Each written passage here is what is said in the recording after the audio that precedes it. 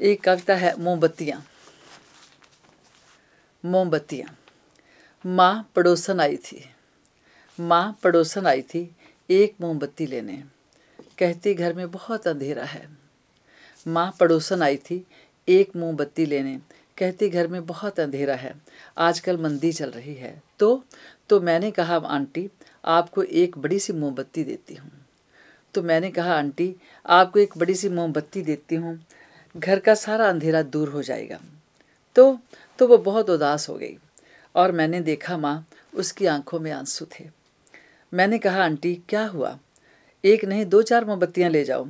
तो कहने लगी बिटिया घर का अंधेरा मोमबत्तियों से दूर होता तो मैं अपने बरसों की मोमबत्तियाँ जला जला कर कमबख्त को कब का दूर कर देती। फिर माँ डिब्बे में पड़ी मोमबत्तियाँ निहारने लगी।